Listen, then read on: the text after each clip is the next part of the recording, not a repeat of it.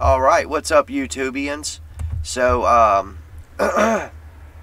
in my last video, I ended by reading a chapter of Colossians. I want to build on that last video because I missed a great opportunity. Just 2 or 3 verses past where I finished up, there was even more information there that would have just proven my point even further. So, allow me to restate my goal. Kindly allow me to restate my goal. And then we pick our shit up and keep going from where we left off. So, the goal was to show the average religious person, the average religious mind, that the terms occult, esoteric, and mystery are not inherently evil words that indicate something wicked is going to happen hereafter. If esoteric is in the title, that doesn't mean that you're going to read about evil. It means that you're going to read about inside.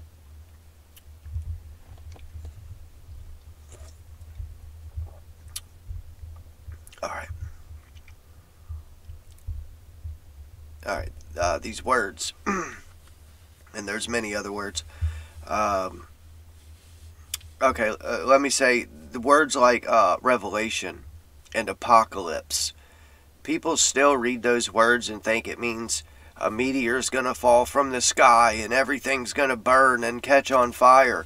And that's not the case at all. Both of those words, revelation and apocalypse, they have the same meaning. They are synonym. They're either synonyms or antonyms, but they're the same word. They have the same meaning, and that is revealing. And how can something be revealed if it is not first occult, hidden? So basically everything begins as occult. Alright, now that being said, if someone said to you, stay away from anything that you read that has the word revelation in it, would you listen to them? Revelation is one third of the Bible. That is it. That's just it's one of the three. There's the old, the new, revelation. The past, the present, the future. The Father, the Son, the Spirit. Anyway, if somebody told you don't read the book Revelation, would you listen to them? If you do, you know you made a bad decision. It happens. But they're just words, and they can be used in multiple ways. Is that loose? Alright, regardless, let's move on. They're words that this world tells you to avoid. They're prohibited. They're a taboo. And that reason itself, just that reason, just the fact that everybody that is of average rationale tells you to stay away from it. That alone is enough to tell you that you need to get in there and check it out and see what's going on. This is a perfect example. If someone told you, if it says occult, esoteric, or mystery, don't look at it, run away. Occult means hidden, so you would never learn anything. Esoteric means within. The keys to knowledge are within. Jesus' words. The kingdom of heaven comes not by sight or by sign, but it is in your midst. It is within you. Esoteric. If the keys to knowledge are within man, heaven itself is within man. God dwells in heaven. God is within man. The spirit that animates the flesh, the spirit of love. So if you had listened, you would know nothing of the truth. You would forever strive to find the truth, but never find it. And that's a point I wanted to make in all of my videos. If this world tells you jump up and then fall down, you need to fall down and then jump up. Jesus made it clear in the Sermon on the Mount that the average man, 99%, the most deadly, I'll get into that later, the 99%, the masses, the unwashed masses, they're called unwashed because it's the sin that is washed away. the unrepentant masses. They will not change. They are of this world, and they will not steer away. They will always be part of it. They love their sports.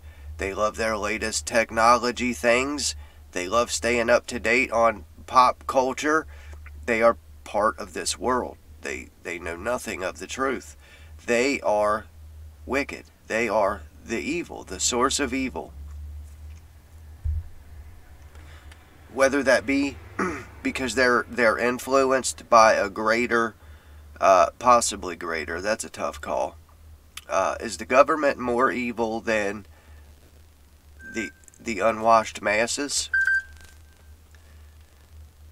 That's a very interesting question, is it not? Hold on. All right, my daughter says hello. So the thing is, evil is it's just part of man. It's in man's nature, and it's something that once you come to life, that's when the fight is really on. Because when you're asleep, you're just doing evil, and you know no better. I mean, you kind of do, but you just do things, and you go with the flow. You go with the world wherever the world pushes you. But once you come awake and you're aware of these actions, and it's insane. Let's not get off track here. So, evil is something that comes from within man, the nature of man itself, which is kind of the point of the Bible. There's good nature in man, there's bad nature in man. And to overcome that bad nature is a truly monumental task. To love everything unconditionally and not have any foul or immoral behaviors. It is truly difficult. But that's why they say the light will guide you on your way to the ultimate fight. So, let me go back. Jesus said to the average man in the Sermon on the Mount, Jesus, surrounded by the masses, the 99%, the great unwashed, unrepentant masses, he said to them, if you then, being evil. Now, if you really pause and you really take in what really transpired here, it tells you that the evil is man. There's not some evil out here in the world that hunts you down. The evil is within men that hunt you down. But my question is it the masses that are a greater source of evil, or is it the government that influences the masses and is also made up of the same thing? It's just people. That's all there is. Men, women, and children. That's all. And nothing else matters.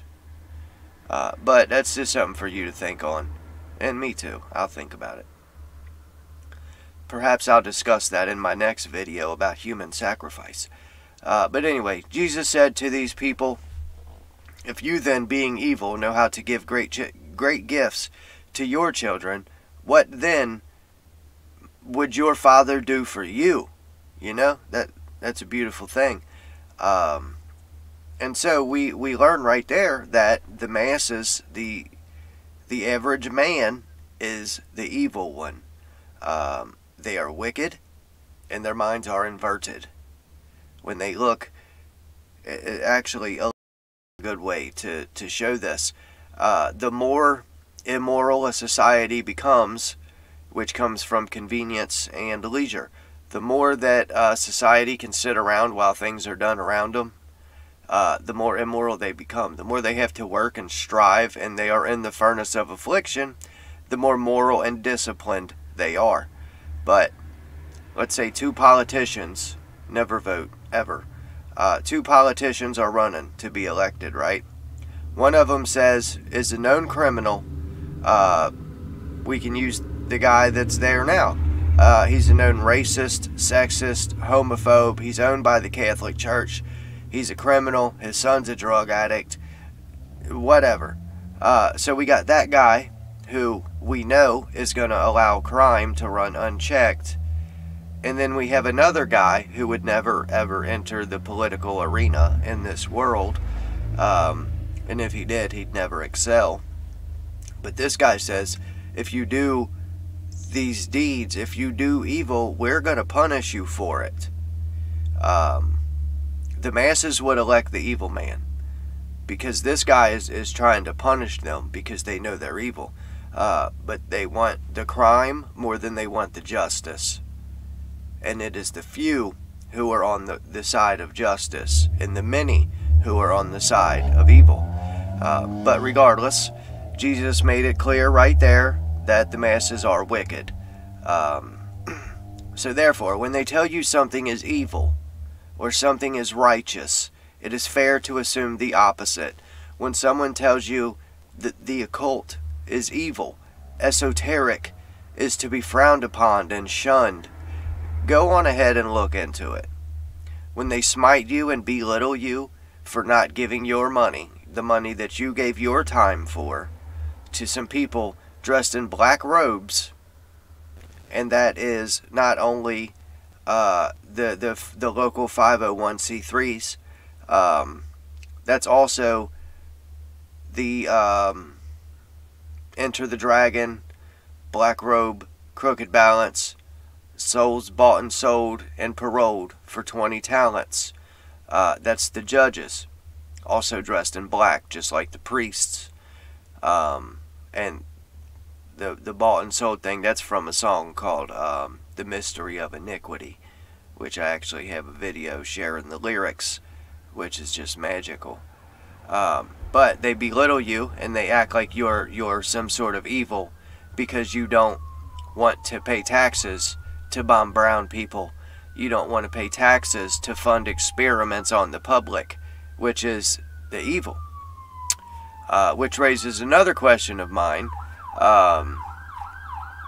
If the public is evil, an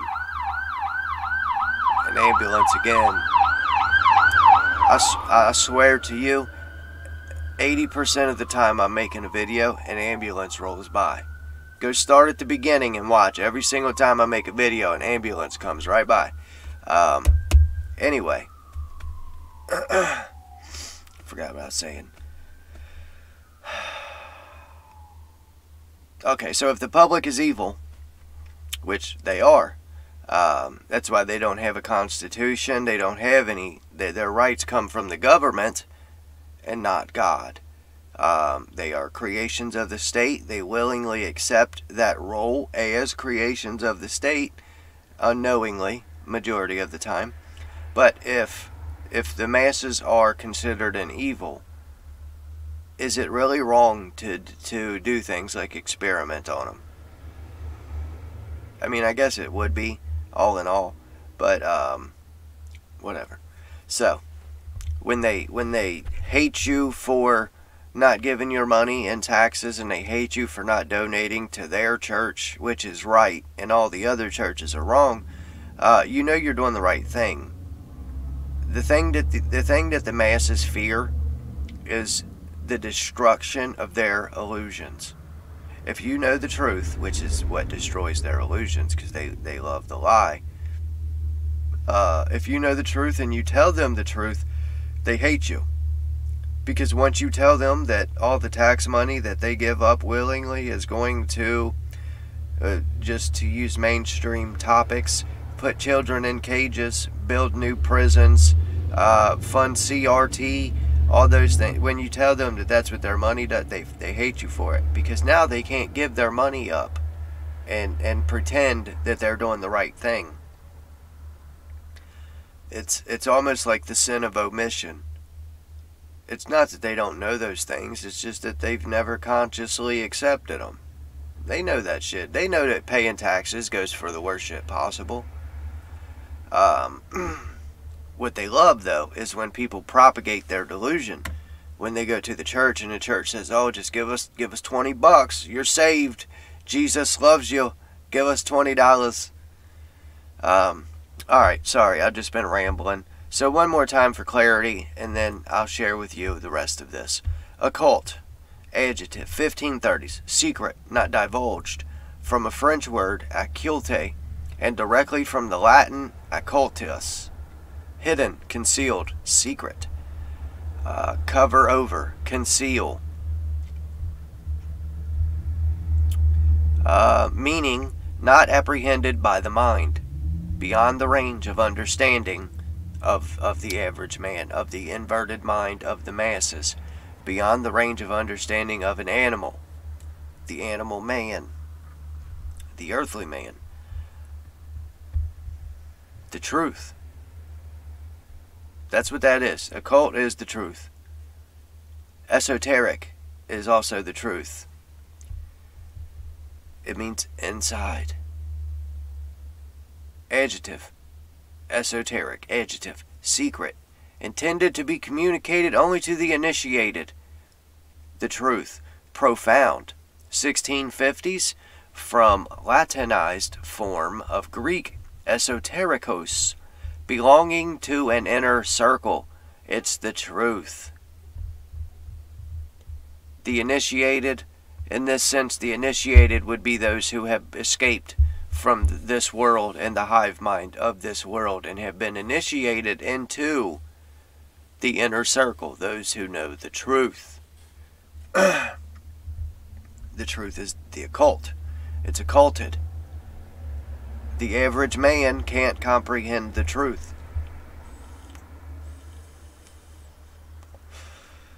The inner circle is the inner chamber, those who have been to the inner chamber. Maybe that's just me speculating, throwing these ideas together. So, regardless, the letters of Paul alone and the entire Bible is occult. That's just a fact. It's both occult and esoteric. It is the greatest occult work ever written. It is the greatest esoteric work ever written. As me and Pope Julie were just discussing, there's a reason there's red letters in there. Red ink means life. Anyway, so that doesn't mean that God's words are in red because he was alive and no. That God is alive now, and he always was and he always will be, and that's why it's in red now, because he is alive now. It has to do with the magnum opus, the work of works, the masterpiece, the great work is what it's called, which is oftenly associated with Masonic terms, and people understand that Masons are associated with the great work, but they still think that these Masons are devil worshippers. There's only one great work, and that is to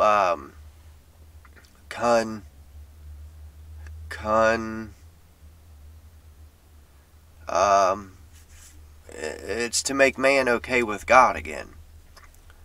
So, regardless, the letters of Paul alone hint at occult truth. That is truth hidden from those who reject it, which occult, that's what it is. And it hints at what is Kabbalism, which is less diluted than the average man, but it's a process of still learning. Kabbalism is a step after materialism. It's where you go from believing that the physical world around you has some form of truth to believing that the physical body has some form of truth. Both of those are images of the spiritual truth that is not physical. By that I mean they believe the truth to be found in the physical body, rather than the physical body being a more accurate image of the truth than the physical world that the body exists within. Did that make sense? I'm sorry if it didn't. And again, that's just based on my understanding of this. I spend a lot of time studying this. It's been like a decade. So, alright, starting at verse 4, Colossians 4. Masters, be just and fair to your slaves, knowing that you yourselves have a master in heaven. See, this is how these images work. when I say that the world is just an image of the inner world. The same way that in a physical sense a master would have physical slaves is very similar to the way that the master himself has a higher master. Images, fractals. So I've actually heard someone say that fractals are demonic. I've heard someone say that using the outside, using the visible to understand the invisible is demonic or something. Whatever. It's not. There's a Bible verse that says using what we can see to understand the things that are eternal that we cannot. But I'm sorry, I gotta quit going off on tangents.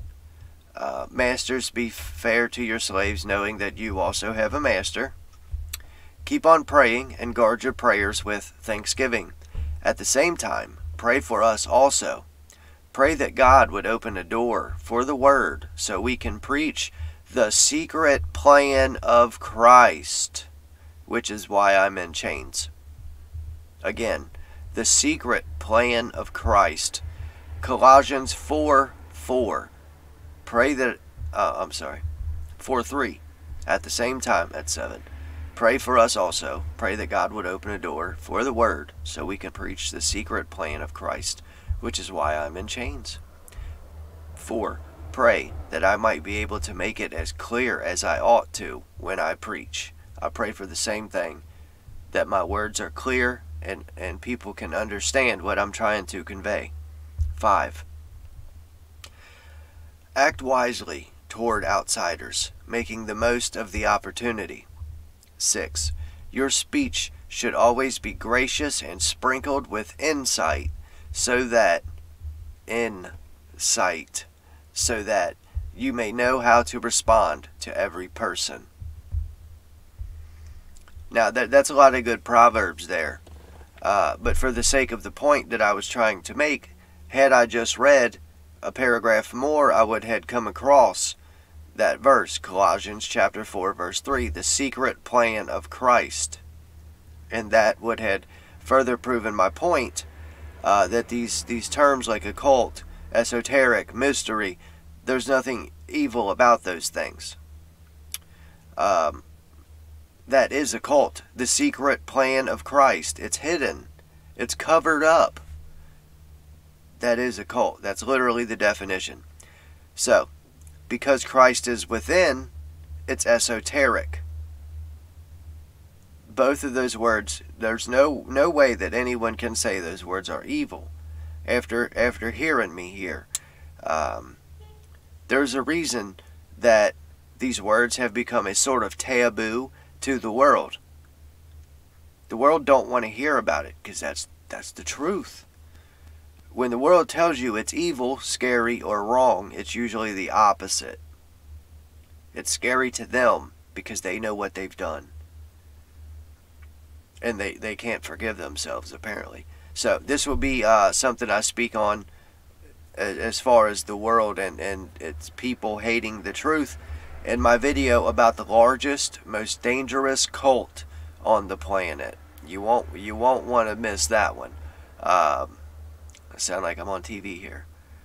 The Public is the name of the cult. They have a tendency of ripping sacrificed individuals, ripping them apart for the sake of the collective. And they have no problem mauling anyone who stands up or out. The nail that stands up gets the hammer. Or as my friend Vaga-Bard said, the tall grass gets cut first. They are ruthless in their hive mind. And to disrupt their sleep is a dangerous gamble, usually not worth taking. They reject the truth, and they refuse to grow. They are in this world, and they are of this world. They are the Borg.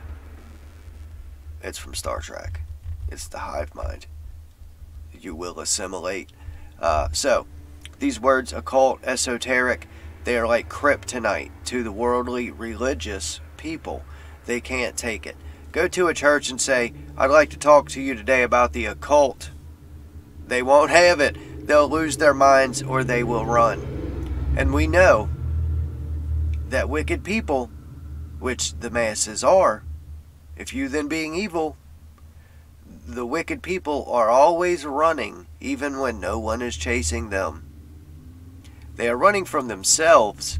They know the truth within, and they flee from having to acknowledge their deeds. And I'm sure all those deeds and all that fleeing from them would cause a lot of dis-ease.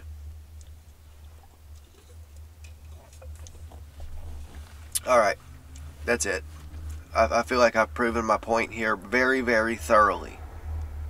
Occult, esoteric, revelation, apocalypse, mystery. None of those words are scary.